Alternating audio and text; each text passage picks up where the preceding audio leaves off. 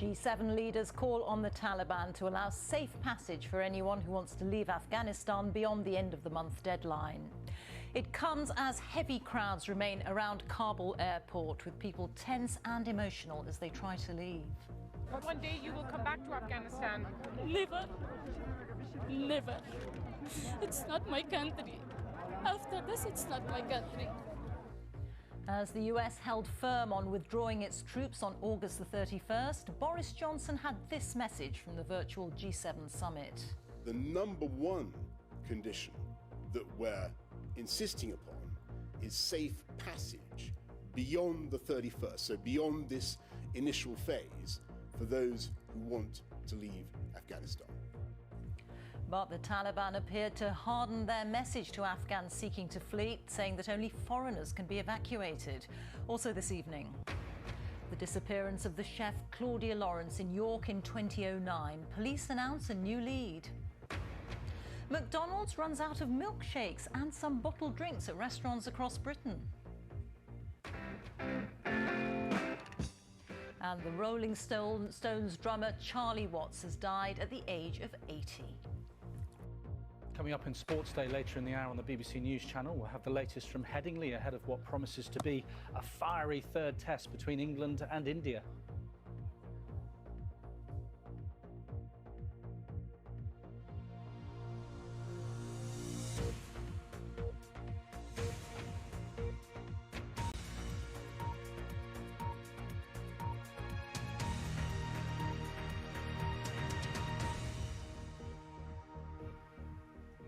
Good evening. With the United States today refusing to budge from its deadline of August the 31st for withdrawing its troops from Afghanistan, a G7 virtual summit chaired by Boris Johnson appealed to the Taliban to allow safe passage beyond that date for anyone who wants to leave. But in a hardening of tone, the Taliban today indicated they would not allow Afghans to be evacuated, and the US should stop encouraging Afghans to go to the airport to be airlifted out. It also said that all international evacuations had to be completed by the end of the month. More on that in a moment, but first here's our chief international correspondent Lise Doucette reporting from Kabul and the situation at the airport, and her report contains some distressing images. Stay calm, orders this Taliban guard. There's no calm here, not in a crowd too big to count, too big to control. But the days are numbered now before the US pulls its soldiers from this airfield, before their last evacuation flight lifts off. Panic is rising. Most Afghans have waited here for days, including 4-year-old twins Usna and Usnia. Their father was a guard for the US military. They've got documents to prove it. It's been such a bad experience, their mother Amina says. So bad. My children have been so scared. We're meant to leave. You can feel the fear. It's not just the kids. Wahidi Faizi, an Afghan journalist, believes she's not safe under Taliban rule. They know I'm a journalist. If they know, I know they will kill me. One day you will come back to Afghanistan. Never. Never. It's not my country. After this, it's not my country. This is the moments, these are the last moments for Afghans who feel not only are they leaving their country, they're losing it, leaving everything behind. This is a journey like no other, the most important journey they're probably going to make in their lives. And it's a journey so fraught with risk and fear. Wahidi Faizi, in her red headscarf, keeps pushing forward. On this side, American soldiers glance at papers. British soldiers are standing guard, doing whatever they can to contain the chaos. These Americans are inexperienced. They ask the people to come in a very short time. They make this rush of people. This is the mismanagement of the Americans and nothing else. And at a Taliban news conference today, an even starker message. My message to the Americans is that they should evacuate all their citizens by the deadline of August the 31st.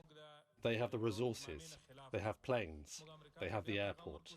They should evacuate all their forces and their contractors and those belonging to them.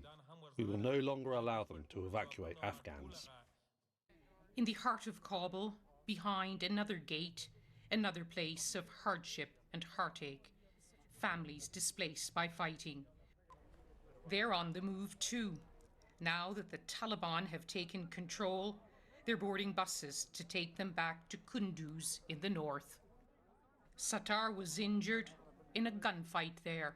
Yes, I want to go back home. We don't even have food here, and I haven't been able to get treatment for my arm.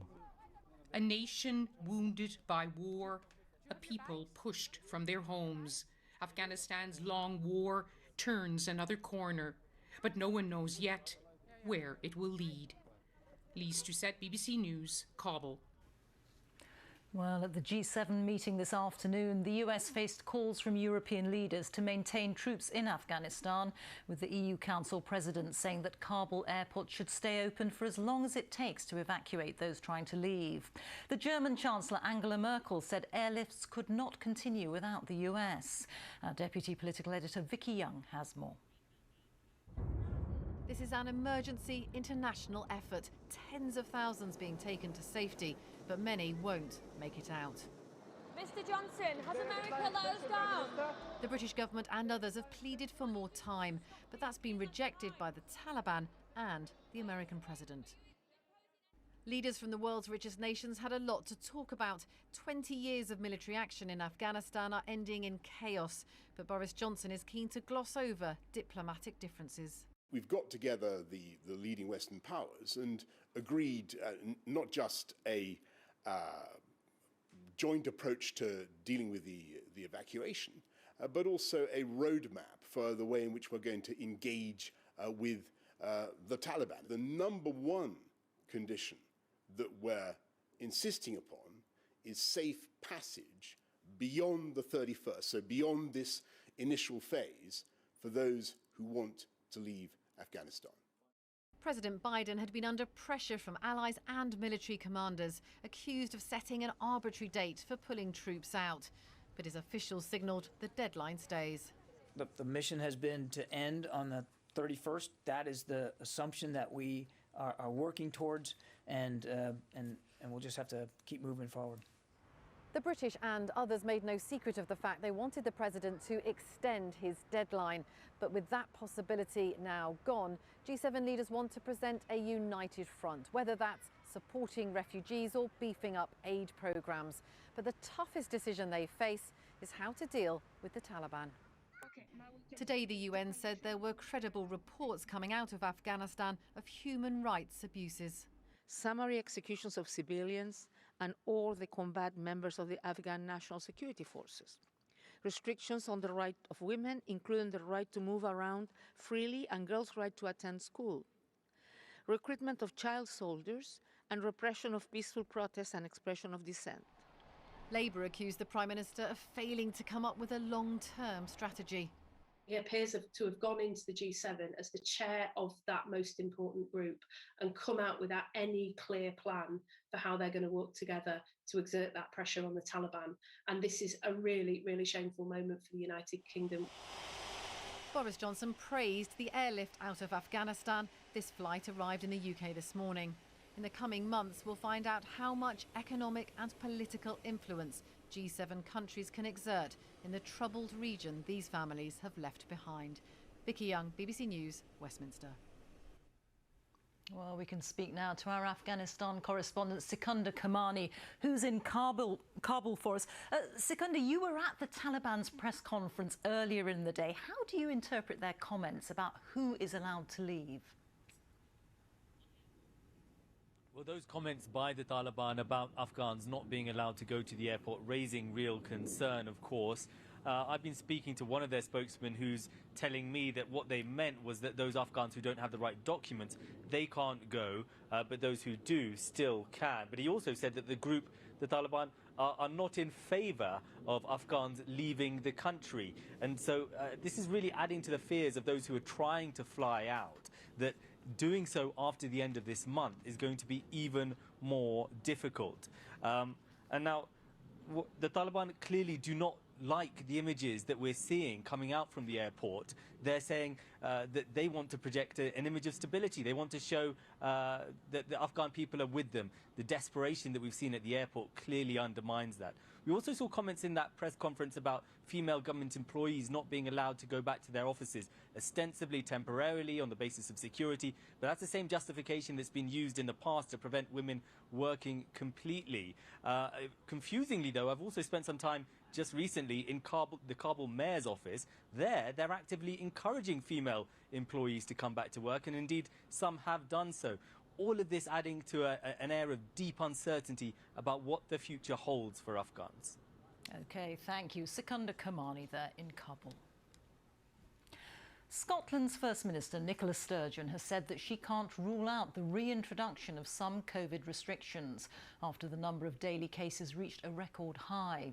More than 4,300 cases were reported to date, surpassing the previous highest level, which was in early July. Our Scotland correspondent Lorna Gordon reports. One after the other, Scots are still being vaccinated. I'm told today it's making a big difference, but there's also a warning. Cases are on the rise again, concern is growing, and new controls are not being ruled out. If the surge continues and if it accelerates and if we start to see evidence of a substantial increase in serious illness as a result, we cannot completely rule out having to reimpose some restrictions. Half of Scotland's new COVID cases are in the under 25s, while around a third are in people who've been double dosed. An increase in numbers was predicted, but this is being described as a fragile and pivotal moment in the pandemic. We expected case numbers to rise. We expected to be a sharp rise when things like schools returned and testing increased. But there's an underlying trend upwards in case numbers in Scotland, and we've seen that for the past 2 to 3 weeks. By law, you still have to wear masks here in Scotland in indoor public settings, such as shops or on public transport. But aside from that, most legal restrictions have now been lifted. And all of us, Nicola Sturgeon said, have been letting our behaviour drift back to normal. So if some restrictions were to return? Restrictions coming back in would be quite tough, especially because we've just got back, especially nightlife wise, we've just got back to going to clubs and going to bars and things properly. If the cases are rising and people are in danger, then I suppose it's going to be for the best. You are going to have to live with it. It's whether it's causing strain on your NHS and an excessive number of people are dying from it. A campaign group made up of families of those who died from COVID listened on as it was confirmed Scotland will hold a public inquiry into how the crisis has been handled. This on a day that we've all been reminded that this pandemic is far from over. Lorna Gordon, BBC News, Glasgow. Well, Northern Ireland has also recently experienced record case numbers. Health officials are particularly concerned that not enough people under 40 have been vaccinated. A man whose 35-year-old wife died shortly after giving birth has made a plea for pregnant women to get a vaccine. Our Ireland correspondent Chris Page reports. A wife, a mother, a care worker. The death of Samantha Willis has left a huge gap in many lives. I love her, I miss her, we'll never forget her. She'll be in our hearts, and our main thing is they make her proud. Samantha never got to hold her fourth child. Evie Grace was born 2 weeks ago when her mother was already in hospital seriously ill with COVID-19. Yesterday, Evie Grace was baptised during Samantha's funeral service. I was standing at the graveside yesterday and I could just hear her tell me in my head, right, that's it, I'm gone, batter on, raise the wains, do what you have to do, and we've no choice, and if it was all our way about, she'd have to do the same, and I'd be probably telling her the same. The COVID summer surge has been particularly strong in Northern Ireland. The case rate is currently 90 per 100,000 people. That's the highest of the UK's 4 nations by far. The death rate is also presently the worst in the UK, though it's 4 times lower than at the peak of the pandemic.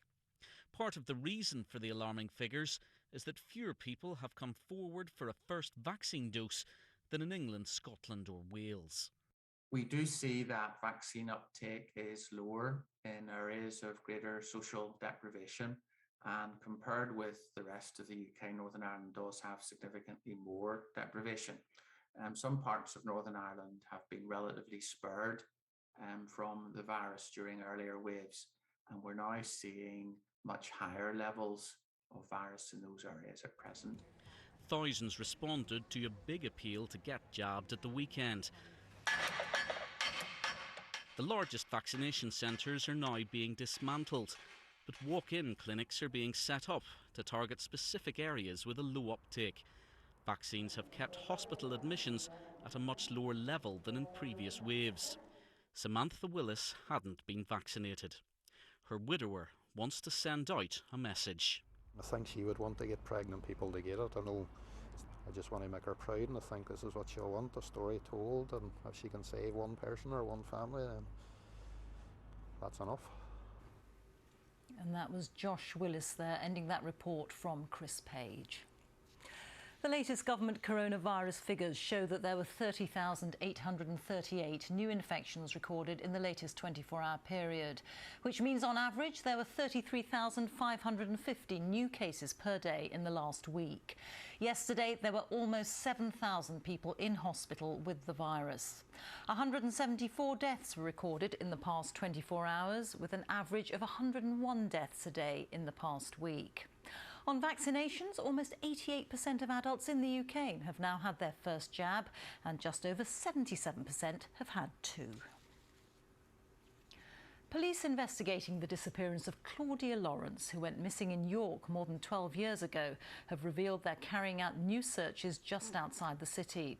The 35-year-old chef failed to arrive for work at York University on the 18th of March 2009. Police believe she was murdered despite her body never being found. Danny Savage has the latest. Claudia Lawrence, a 35-year-old chef who vanished in York 12.5 years ago. Police believe she was murdered despite her body never being found. Today, in arguably the most significant development since she disappeared, police started searching gravel pits in countryside 6.5 miles from where she was last seen alive. Whilst I'm unable to disclose what brought us to this location, I would like to stress that the searches that you will see in the coming days are just one of several active lines of inquiry which are currently being investigated and pursued by the North Yorkshire Police Major Investigation Team in our efforts to establish what happened to Claudia and to identify any person responsible for causing her harm.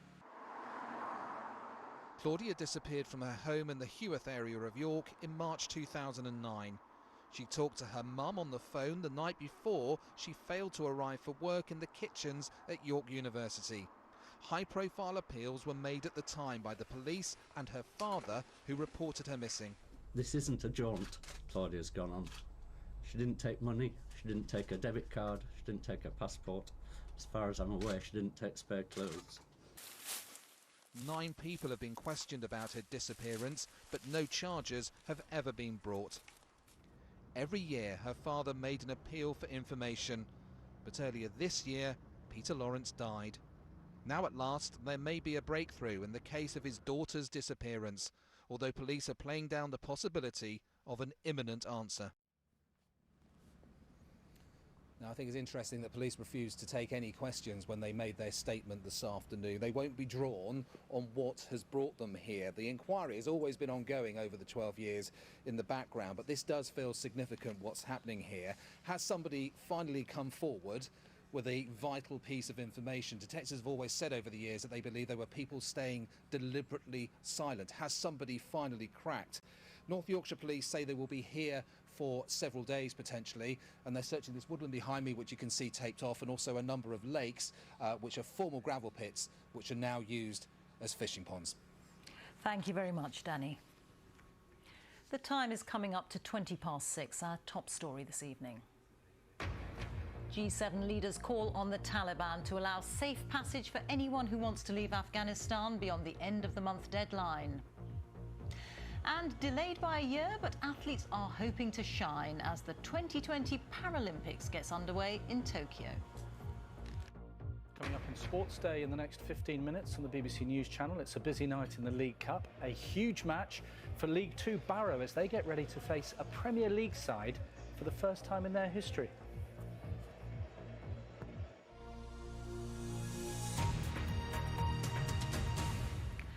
The Rolling Stones drummer Charlie Watts has died at the age of 80. The musician had been a member of the Rolling Stones since 1963. Earlier this month, he pulled out of the forthcoming tour of the US. David Silito looks back now at his life. I play the drums for Keith and Mick. I don't play for me. Charlie Watts, cool, calm and distinctly dapper, the steady backbeats of the Rolling Stones. He was always a reluctant rock star, but he loved the drums. I can't play the drums at home, so I walk about with my hand. And to play the drums, I have to go on the road. And to go on the road, I have to leave home. It's like a terribly vicious circle. It's always been my life. A graphic designer by trade, he was not expecting his evening sideline with a little blues band called the Rolling Stones to make him famous. We'd like to play a Bo Diddley number. I'm all right. Rather than drugs and groupies, he liked antique silver and classic cars, even though he didn't drive. But his real passion was jazz. In between touring with Mick and Keith, he could afford to set up his own big band. But even the sensible Stone had his moments.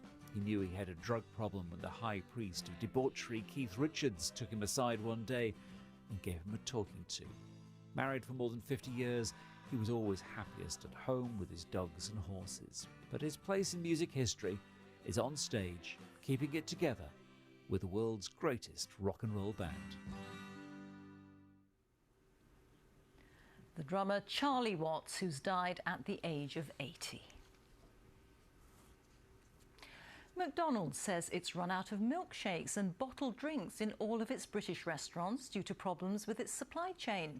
It's not the only company to be affected. Other major high street chains have also recently experienced shortages, including KFC and Nando's, as well as supermarkets and some manufacturers. Well, our business editor Simon Jack is with me. Simon, what's going wrong? There are some cracks appearing in our food supply chains. As you say, McDonald's, Nando's. Some people have noticed some gaps in supermarket shelves. But the most chronic shortage of all is people, and in particular in the transport network, lorry drivers, for example. A number of factors here. Brexit is one of them. We lost 20,000 EU drivers post-Brexit.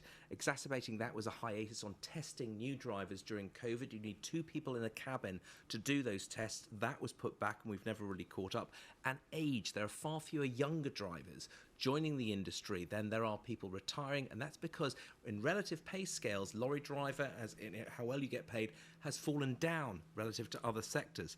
Now, add that up, we're stretched but coping. However, we are entering the end of the British growing season, which means we will be more reliant on EU imports of fresh produce, and at the same time, new checks come in October. So industry experts say that means that in the run-up to Christmas, we may see some big challenges. Finally, lots of evidence that lorry drivers are now being valued more than they were. They're the unsung heroes. They're getting better pay and conditions. So ultimately, probably good for them long term. But that means inflation and means we may all face higher food prices. OK, Simon, thank you. Disabled and older adults in England are facing a steep rise in the amount they have to pay towards care funded by councils. Research by the BBC has shown. Some are having to pay thousands of pounds more a year. The government says it's put extra money into the care system. Our social affairs correspondent Alison Holt has more. Matthew is 23 and has severe learning disabilities. He's sociable and wants to be on the go all the time, using his phone to help communicate. But at times, life is frustrating for him. For his family, the help they get from their local authority is vital. It means Matthew has a support worker. But the money he's being charged has just risen from £20 to more than £300 a month. That your bow? It is, yeah. His family says it means they'll no longer be able to afford respite care. I think it's absolutely downright immoral Just having a couple of days break makes a massive difference to how we manage to cope with Matthew. And it gives him a break from us. And many who need support like Matthew and like Saskia, who also has a learning disability, are paying more for care. In England, nearly 2/3 of the 83 councils who responded to BBC Questions have raised charges for those who need support. Saskia loves her football and living independently in a small flat with council-funded help. I get support workers coming to support me and cook with me, and if it wasn't for them coming in, I would have struggled big time. This was my appeal. Her mum was horrified when the charges Saskia pays from her benefits suddenly rose from £92 to more than £500 a month. It will mean that her life is far from fulfilled or enriched. It will mean that she has to make difficult choices, or I have to make difficult choices for her, that she can't take a train to where she plays football with her team. The family also says £1,500 was taken from Saskia's account without warning to cover backdated charges. Without my intervention, she wouldn't have had any food that week. She wouldn't have been able to pay her gas, electricity or water bills. Directors who run council care services say years of underfunding and the increase in people needing help during the pandemic means they have little choice. It's not what local authorities would choose to do, but increasingly we're just running out of options. We need to stay solvent. We want to continue to be able to provide services, and levelling charges is just one way of doing that. But for many, it is yet another sign of a care system in crisis. The government says it has put extra money into social care and will publish long-awaited plans for reform soon. Alison Holt, BBC News. The 2020 Paralympic Games have officially opened in Tokyo just over 2 weeks after the Olympics ended. Swimmer Ellie Simmonds and archer John Stubbs carried Great Britain's flag for the Paralympics GB team at the opening ceremony. 4,000 athletes from more than 160 countries will take part in the Games, but with COVID cases continuing to rise in Japan, most events will be held without spectators. From Tokyo, our sports correspondent Andy Swiss sent this report. 364 days after it was meant to start, the countdown was finally complete. Despite the delay, despite the pandemic, the Paralympics arrived in a spectacle of sound and colour. A vibrant opening ceremony entitled We Have Wings, highlighting the power of Paralympians. But inevitably, there was also a more sombre note. At a time of record COVID rates here in Japan, the empty seats told their own story. Like the Olympics, these games will be largely behind closed doors. For the athletes, though, it's still the biggest stage of all. And here they come. The British team, led out by swimmer Ellie Simmonds and archer John Stubbs, will have high hopes, while the parade also featured Afghanistan. Despite their team being unable to travel, their flag was carried by a volunteer as a symbol of solidarity. But for the competitors here, many of whom feared these games would never happen, the sense of joy was palpable. And the head of the Paralympics told them they'd already inspired the world at one of its most difficult times. When the Games were postponed last year, Paralympic athletes were beacons of hope. They never stopped believing they would be here in this stadium tonight. They are a force of nature. They are a force for good. It was then left to Japan's Emperor Naruhito to declare the Games officially open.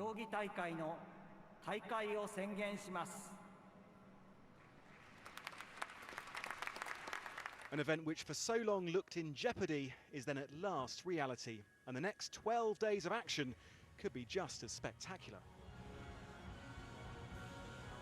And so, after such a difficult build-up, finally these games are underway. And while for the organisers the challenge of COVID remains, they'll be hoping the athletes can now make the headlines. Andy Swiss, BBC News, Tokyo. Let's take a look at the weather now. Here's Thomas Schaffenacker. Reeta, thank you. Good evening to you. High pressure is bringing us the settled weather. It's likely to stay for the next 10 days or so. And within a high pressure, the air is sinking through the atmosphere and fanning outwards. So sinking and fanning outwards, keeping things calm and settled. And nestled in this ridge here, caused by the jet stream, is the high pressure. So you can see a trough here, a ridge, and then a trough again. And that's what keeps the high locked in over us for a considerable amount of time, bringing settled, calm mornings with mist and fog in places, but also some sunshine in the afternoon. And that's exactly what we can see on the recent satellite picture here.